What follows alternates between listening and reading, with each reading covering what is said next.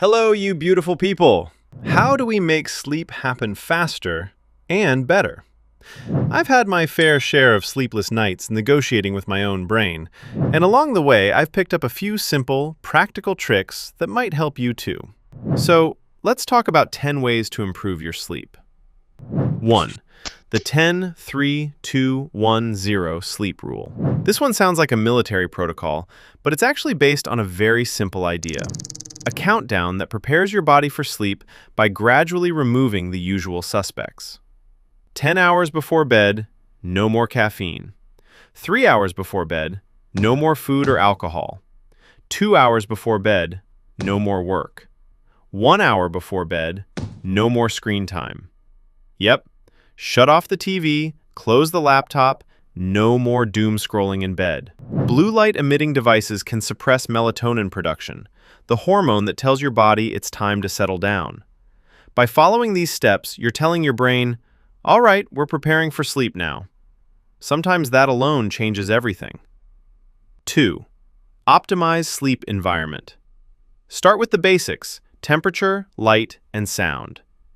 Keep your room cool. Your body temperature naturally drops as you fall asleep, and a cooler environment supports that process. Oh, and warm feet help too. When your extremities are warm, blood flows more easily to the skin, allowing excess heat from your core to escape. Which means sleeping with socks on suddenly doesn't sound so ridiculous anymore. I know, I judged it too. Light and sound matter as well. Darkness helps signal your brain that it's time to shut down, while noise can quietly destroy your sleep without you even noticing. That's why things like sleep masks, sleep earbuds, white noise, or even those trendy sleep crown pillows can genuinely help some people. A little over the top? Maybe, but if it helps you sleep better, who cares? 3. Establish consistent routines. Your brain loves patterns. Going to bed and waking up at consistent times helps stabilize your circadian rhythm, your internal 24-hour clock, making sleep less of a nightly negotiation and more of a predictable process. 4. Manage bedtime anxiety. This is the classic one. You lie down, ready for sleep, and suddenly your brain opens a bunch of tabs you didn't ask for. This is bedtime anxiety. Suddenly, your bed stops being a place for sleep and becomes a place for thinking. A simple fix is externalizing those thoughts before bed, writing them down, parking them somewhere outside your head. 5. Limit daytime naps. Naps can quietly interfere with sleep at night by reducing something called sleep pressure, the built-up biological need for sleep that accumulates during the day. Short naps? Fine. Long, accidental, I'll just close my eyes for a minute naps? Risky. 6. Cognitive shuffling. I've tried a lot of things, and this is the one that actually works for me. Instead of trying to force sleep, you redirect attention until your brain loses interest in being annoying. You're now thinking, counting sheep? Been there, done that, doesn't work. Yeah, your brain is way too smart for that. Cognitive shuffling is a step above that. The idea is to fill your mind with random, unrelated words and images.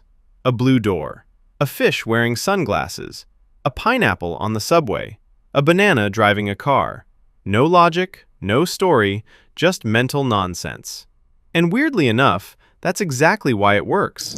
Those scattered, random images mimic the fragmented thought patterns that naturally occur as we drift off to sleep. So, you're just helping your brain get there faster. 7. Relaxation and breathing techniques. This one is everywhere. Breathing exercises, relaxation routines. And for a lot of people, it genuinely helps. There's a physiological reason for it too. It activates the parasympathetic nervous system, which tells your body to shift into a calmer state. If it works for you, it works. No judgment. 8. Calming drinks. Some drinks can actually support sleep by gently boosting your body's natural sleep hormones or calming your nervous system.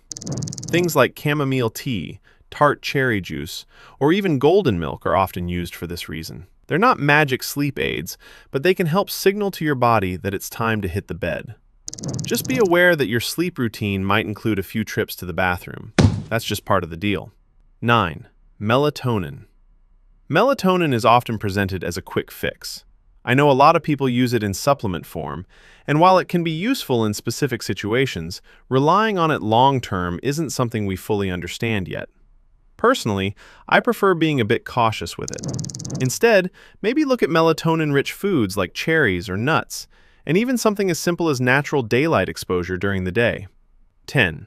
If you can't sleep, leave the bed. This one sounds almost too simple, but it's powerful. Because sleep has a strange paradox built into it. The harder you try to force it, the harder it becomes. So, if you've been in bed for a while and nothing is happening, get up. Do something calm like reading a book, and then return when sleep starts to feel natural again. If none of this helps and you've been dealing with long-term sleep deprivation, it might be more than just an occasional issue. It could be something chronic. And in that case, my advice is simple. It's worth reaching out for professional help. That's it for now. Drop a like, hit subscribe, you know the deal. Catch you in the next one.